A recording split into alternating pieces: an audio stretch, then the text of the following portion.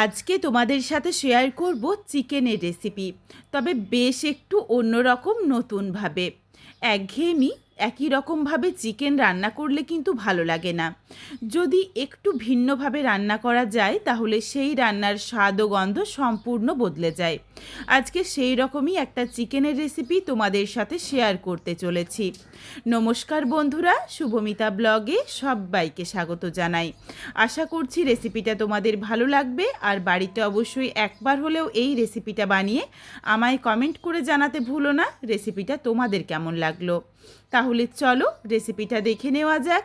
রেসিপিটা কেউ স্কিপ করো না, স্কিপ করলে আমি কি পদ্ধতিতে রেসিপিটা বানালাম বা কী মশলার অ্যাড করলাম সেটা তোমরা মিস করে যাবে, তখন হয়তো রেসিপিটা খেতে এতটা ভালো হবে না। এখানে আমি চিকেনের মধ্যে আলুর ব্যবহার করব, এই জন্য প্রথমেই কয়েকটা আলু দুই ভাগে ভাগ করে নিয়েছি। তোমরা যারা আলু খেতে পছন্দ করো না তারা চাইলে আলু বাদ দিয়েও রেসিপিটা বানাতে পারো। প্রথমে কিছু মশলা নিয়ে নিচ্ছি। একটা বাটিতে নিয়েছি কিছুটা পরিমাণে ধনে পাতা, কয়েকটা ফাটিয়ে নেওয়া কাঁচা লঙ্কা, আর দিয়েছি বেশ কিছুটা পরিমাণে রসুন আর আদা। এখানে আমি চিকেন নিয়েছি 800 গ্রাম। যেই পরিমাণে মশলার ব্যবহার করছি সেটা কিন্তু 800 গ্রাম চিকেনের পরিমাণ অনুযায়ী। এরপর তোমরা যদি চিকেনের পরিমাণ কম বেশি করে নাও সেই ক্ষেত্রে মশলার পরিমাণটাও কম বেশি করে নিও। সামান্য একটু জল দিয়ে মশলাটা একদম মিহি করে পেস্ট করে নিয়েছি। চিকেনটা ধুয়ে পরিষ্কার করে জলটা ঝরিয়ে রেখেছি। বেটে নেওয়া মশলার 1 চামচ পরিমাণে চিকেনের মধ্যে দিয়ে দিয়েছি। এরপর এর সাথে দিয়ে দিচ্ছি পরিমাণ অনুযায়ী হলুদের গুঁড়ো, আর দিয়ে দিচ্ছি স্বাদ অনুযায়ী লবণ, 1 চামচ পরিমাণে কাঁচা সর্ষের তেল, আর দিয়ে দিলাম অল্প একটু পাতিলেবুর রস। এখানে পাতিলেবুর রস যদি না থাকে চাইলে ভিনিগার দেওয়া যেতে পারে।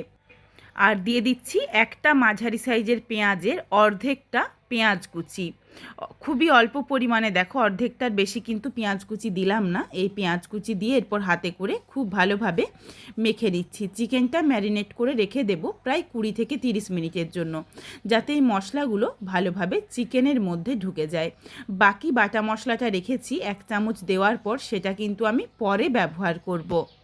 চিকেনটা মেখে নেওয়া হয়ে গেছে। এরপর প্রায় 20 থেকে 30 মিনিটের জন্য একটু রেস্টে রেখে দিচ্ছি। তারপর রান্নাটা শুরু করছি।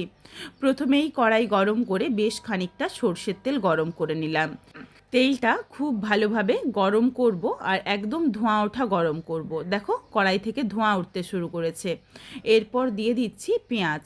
পেঁয়াজগুলো একটু সরু সরু করে কেটে নিয়েছিলাম। এরপর পেঁয়াজগুলো হাতে করে একটু ছাড়িয়ে দিয়ে দিয়েছি, আর গ্যাসের ফ্লেম হাইতে করে এই পেঁয়াজটা বেরেস্তা করে তুলে রাখবো। এখন কিন্তু লবণ দেওয়ার দরকার নেই। আর অবশ্যই গ্যাসের ফ্লেমটা হাইতে রাখবো যাতে পেঁয়াজটা গলে না যায়, খুব সহজেই বেরেস্তাটা বানানো হয়ে যায়। পেঁয়াজটা দেখো বেরেস্তা হয়ে গেছে, সুন্দর একটা লালচে রং ধরে গেছে। এরপর তেলটা ঝরিয়ে এই ভেজে নেওয়া পেঁয়াজগুলো তুলে নিলাম। এই পেঁয়াজের বেরেস্তাটা আমি কিন্তু এইভাবেই অন্য সময় ব্যবহার করব। তবে তোমরা চাইলে এই পেঁয়াজের বেরেস্তাটা বেটে নিয়েও ব্যবহার করতে পারো।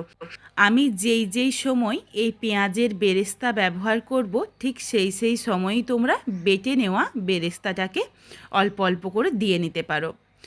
এরপর পেঁয়াজের বেরেস্তাটা তোলা হয়ে গেলে কড়াইয়ের মধ্যে যে পরিমাণে সর্ষের তেল ছিল আবারও সামান্য একটু তেল অ্যাড করে নিয়েছি, আর কেটে নেওয়া আলুগুলো দিয়ে দিলাম। আলুগুলো দিয়ে নাড়াচাড়া করে বেশ একটু লালচে রং ধরিয়ে ভেজে নিয়েছি। তবে লবণ বা হলুদ কোনো কিছু দিয়েই ভাজার দরকার নেই, শুধু আলুগুলো ভেজে তেলটা ঝরিয়ে তুলে রাখলাম।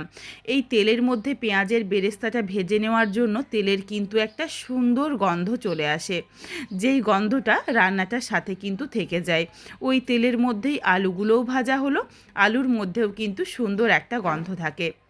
কড়াইয়ের মধ্যে যেটুকু তেল ছিল খুবই সামান্য পরিমাণে, তার মধ্যেই রান্নাটা করে নিচ্ছি, আর তেলের ব্যবহার করছি না। তোমরা চাইলে তেল দিতে পারো।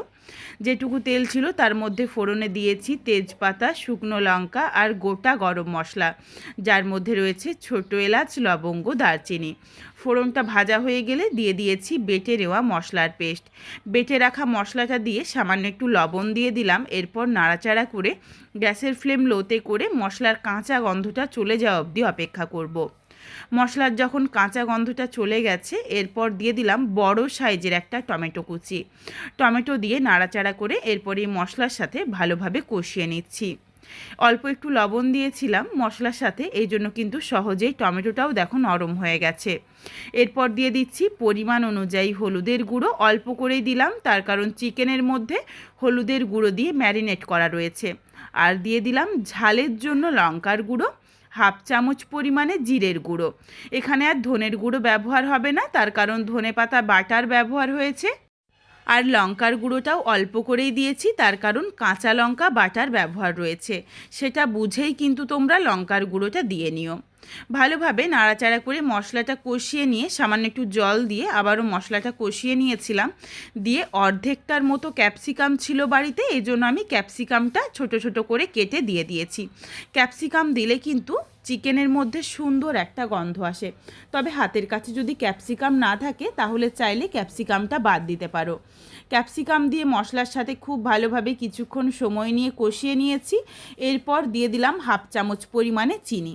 চিনি দিয়েও মশলাটা আবারও কিছুক্ষণ সময় নিয়ে কষিয়ে নিয়েছি। মশলাটার থেকে দেখো যখন তেলটা অল্প অল্প করে ছাড়তে শুরু করেছে, জলটা পুরোটাই শুকিয়ে গেছে। এরপর ম্যারিনেট করে রাখা চিকেনটা দিয়ে দিলাম। চিকেন দিয়েই দিয়ে দিচ্ছি ভেজে রাখা আলুগুলো। আলু কিন্তু চিকেনের সাথেই দিয়ে দিতে হবে, বেশি দেরি করে দিলে তখন আবার আলুগুলো সেদ্ধ হবে না। এরপরেই আলু আর চিকেন ঢাকা চাপা দিয়ে ভালোভাবে নাড়াচাড়া করে মিশিয়ে নিয়ে ঢাকনা দিয়ে সেদ্ধ হতে সময় দেব। বেশ খানিকটা পরিমাণে জল ছাড়বে। এই চিকেন থেকে যেই পরিমাণে জল ছাড়বে সেই জলেই কিন্তু আলু বা চিকেন পুরোপুরি খুব ভালোভাবে সেদ্ধ হয়ে যাবে। মাঝে একবার নাড়াচাড়া করে মিশিয়ে নিয়েছি আর আবারও বেশ কিছুক্ষণের জন্য ঢাকনা দিয়ে ঢেকে রাখছি। এই চিকেনটা দেখো খুবই অল্প মশলার মধ্যে কিন্তু কষানো হচ্ছে, খুব বেশি মশলারও ব্যবহার করতে হয় না। বেশ দেখো অনেকটা পরিমাণে জল ছেড়ে এসেছে। এই জলটা যতক্ষণ না অবধি শুকিয়ে যায় ততক্ষণ অবধি নাড়াচাড়া করে ভালোভাবে চিকেনটাকে কষিয়ে নেব। আর কষাতে কষাতেই কিন্তু চিকেনটা সেদ্ধও করে নেব। বেশ কিছুক্ষণ সময় নিয়ে দেখো চিকেনটা সেদ্ধ বা কষিয়ে নিয়েছি, খুবই অল্প জল রয়েছে, জলটা শুকিয়ে গেছে। এরপর এর সাথে দিয়ে দিচ্ছি, যখন দেখো জলটা একদমই নেই তখনই দিচ্ছি ভেজে রাখা পেঁয়াজের অর্ধেকটা। পেঁয়াজের বেরেস্তা এখন অর্ধেকটা দিলাম, বাকি অর্ধেকটা রেখে দিচ্ছি, সেটা কিন্তু পরে ব্যবহার করব।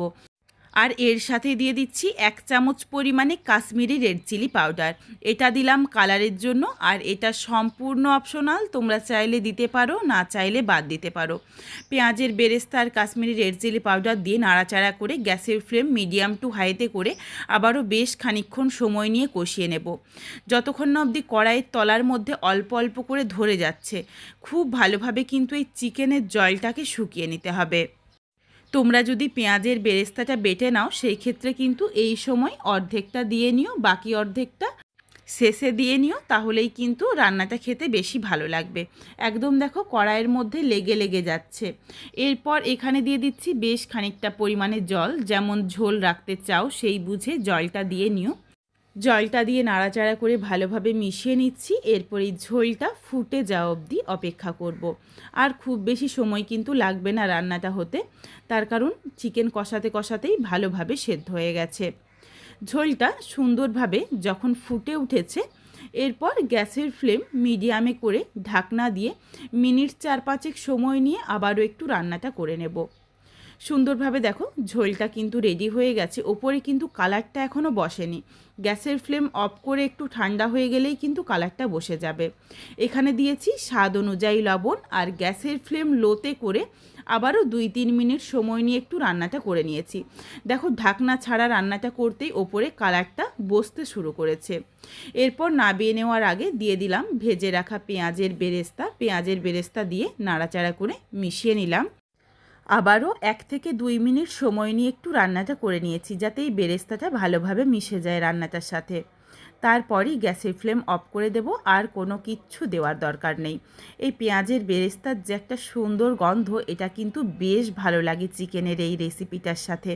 বাড়িতে অবশ্যই একবার হলেও এইভাবে চিকেন বানিয়ে আমায় কমেন্ট করে জানাতে ভুলো না কিন্তু রেসিপিটা তোমাদের কেমন লাগলো। রেসিপিটা তোমাদের যদি ভালো লাগে তাহলে লাইক করো, শেয়ার করে বন্ধুদের দেখার সুযোগ করে দিও। আর অবশ্যই আমার চ্যানেলটিকে হাইপ করে দিও, যাতে আমি আরও এগিয়ে যেতে পারি, তোমাদের সাথে আরও নিত্য নতুন ঘরোয়া রেসিপি শেয়ার করতে পারি। আবারও খুব শীঘ্রই দেখা হচ্ছে ঘরোয়া নতুন কোনো এক রেসিপি নিয়ে। পরবর্তী রেসিপি দেখার আমন্ত্রণ রইল। পুরো ভিডিওটা দেখার জন্য অসংখ্য ধন্যবাদ। তাহলে আজকে আসি, সবাই ভালো থেকো, সুস্থ থেকো। আবারও শীঘ্রই দেখা হচ্ছে কিন্তু ঘরোয়া নতুন কোনো এক রেসিপির সাথে।